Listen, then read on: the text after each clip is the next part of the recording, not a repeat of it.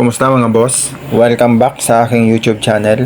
For today's vlog, ituturo ko sa inyo kung paano magpalit ng carbon brush o mag-repair ng starter solenoid or starter motor. So hindi na kasi umiikot yung starter motor. Kaya bubuksan natin to para i-repair. Ayan, binuksan ko na. Ayan. So, ito yung tinanggal ko na yung bolt.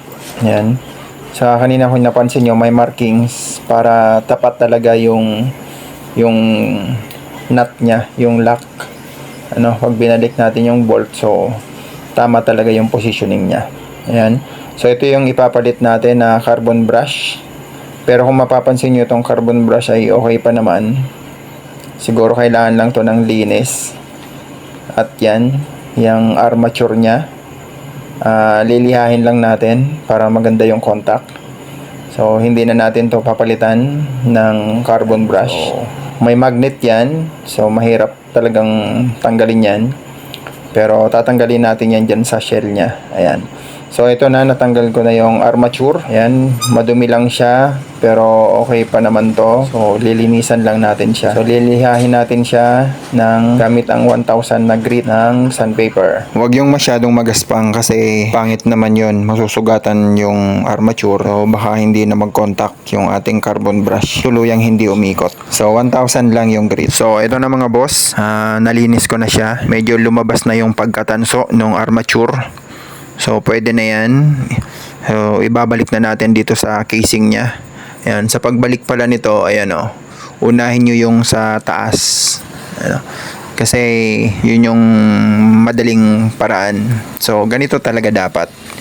Yung carbon brush, kasi didikit yun. So kaya dapat kakalangan nyo. Kuha kayo ng pangkalang doon sa carbon brush, saka dahan-dahan yung ipasok yung armature. Ayan. So ganito na ang itsura niyan. So nailagay ko na yung taas na parte ng ating starter motor. Ngayon ay ilalagay naman natin dito sa shell niya o yung pangbaba.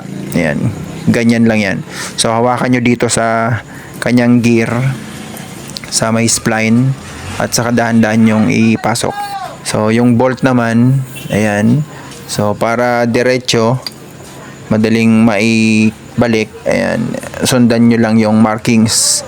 Ayan, yung nilagay ko, ayan, pinagtapat ko lang para kasi mamagnetin pa yan yung bolt. Ayan, para diretso. So ito na nga, naibalik ko na. So hindi tayo nagpalit ng carbon brush kasi okay pa naman, nilinis lang natin yung armature para maganda yung contact. So ayan, ibalik ko na yung bolt. Ngayon ay testingin na natin to. So, eto. Ganito lang naman mag-test niyan. So, sa battery, ayan, ito pala yung aking battery charger. So, yung clip, ayan, naka-body ground, yung isa. At itong positive ko na alligator clip, ididikit ko dito sa, yan, sa positive side ng ating motor. Ayan, kung mapapansin nyo, umikot na siya. So goods na itong ating armature o starter motor. So ganyan lang mag-check at mag-repair. Hindi ko na pinalitan kasi medyo, kung napansin nyo, makapal pa naman yung carbon brush. Medyo madumi lang yung armature kaya nilinis lang natin. So hanggang sa susunod mga boss, hanggang sa muli, God bless.